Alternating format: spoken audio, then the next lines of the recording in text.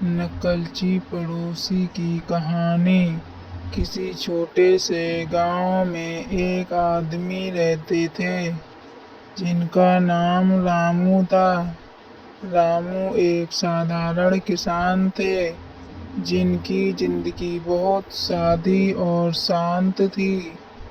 उनके पास एक छोटा सा घर था और एक छोटी सी जमीन थी जिस पर वह खेती करते थे। रामू के साथ ही उनके घर के पास एक और आदमी रहता था जिनका नाम शंकर था। शंकर रामू का पड़ोसी था, लेकिन उनका स्वभाव रामू से काफी अलग था। शंकर का नाम गांव में अक्सर कुछ न कुछ कारणों से लिया जाता था। वह अक्सर दूसरों की नकल करने में माहिर था। उसकी आदत थी कि वह लोगों के कामों में उनके बोलने के तरीके और यहाँ तक कि उनके पहनावे की भी वह नकल करता था। यह आदत कभी कभी तो मजाक का कारण बन जाती थी, लेकिन कभी कभी वह दूसरों को परेशान भी कर देता था। रामू के लिए शंकर का व्यवहार कुछ अजीब सा था। वे समझ नहीं पाते थे कि शंकर क्यों अपनी जिंदगी के बारे में इतनी चिंता नहीं करता, बल्कि हमेशा दूसरों की नकल करता रहता।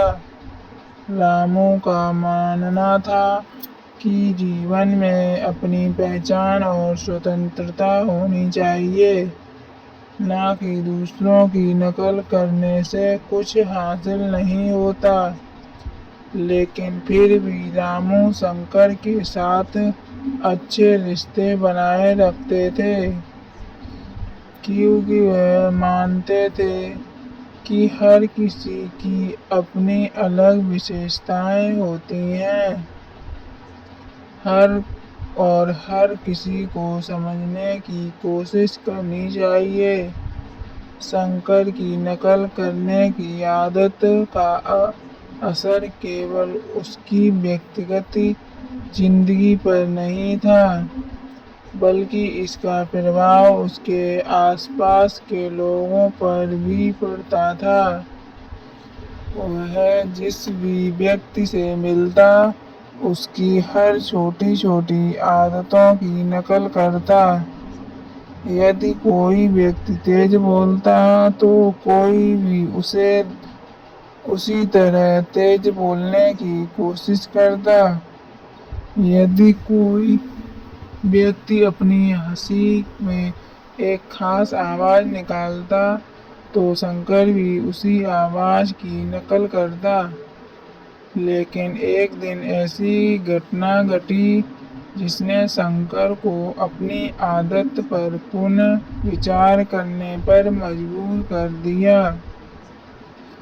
एक दिन गांव में एक बड़ा मेला लगा। इस मेले में गांव के लोग नृत्य, संगीत और खेलों में भाग लेते थे। रामू भी अपने परिवार के साथ मेले में गए थे। मेले में लोग आनंद ले रहे थे और रंग बिरंगे कपड़े पहनकर सभी खुश थे। शंकर भी वहां आया था, लेकिन उसे हमेशा की तरह दूसरों की नकल करने की आदत थी। उसने देखा कि रामू के कुछ दोस्तों ने रंग बिरंगे कपड़े पहने रखे थे और वे मस्ती से नाच रहे थे। शंकर ने भी वही कपड़े पहनने की सोची और उनके जैसे नाचने की कोशिश की, लेकिन शंकर की नकल ने उसे मुसीबत में डाल दिया। वह जिस तरह से नाचने की कोशिश कर रहा था, वह काफी अजीब लग रहा था। लोग उसे देख रहे थे और हंसी से में मिलकर उसकी नकल कर रहे थे। शंकर ने महसूस किया कि लोग उसकी नकल नहीं कर रहे थे, बल्कि उसकी मजाक उड़ा रहे थे। वह घबराया और शर्मिंदगी महसूस करने लगा।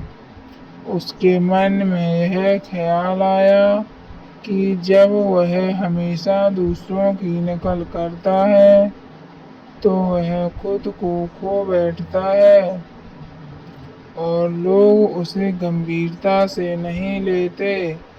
शंकर को समझ में आया कि नकल करने से वह कभी भी अपनी असली पहचान नहीं पा सकता। अपनी जिंदगी में सफलता पाने के लिए उसे खुद पर भरोसा करना होगा और अपनी अलग पहचान बनानी होगी। शंकर ने उस दिन के बाद अपनी आदत पर काम करना शुरू किया।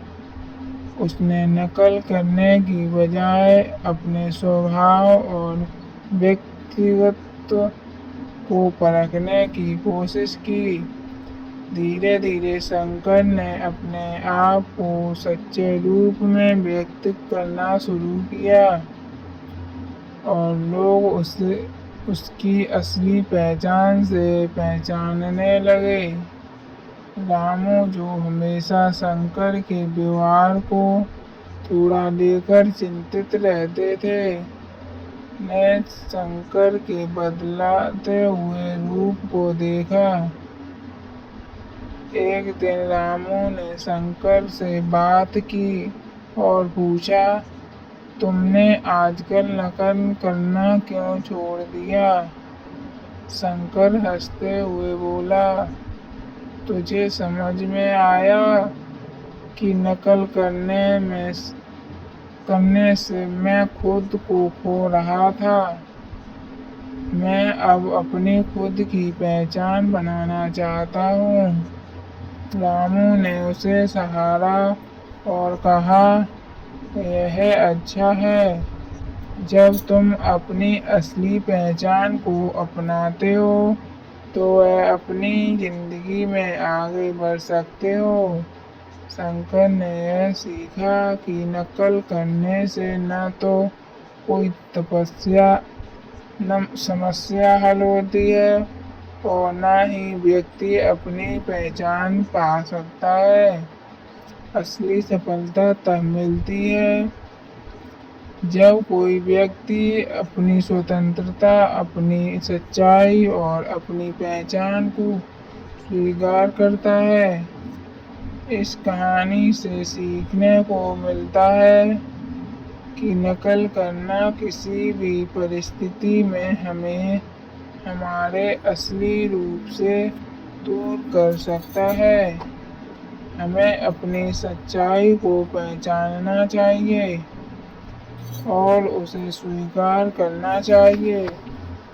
नकल करने से केवल वक्त की बर्बादी होती है, जबकि अपनी पहचान को खोजने और उसे अपनाने में जीवन में सफलता और संतुष्टि मिलती है।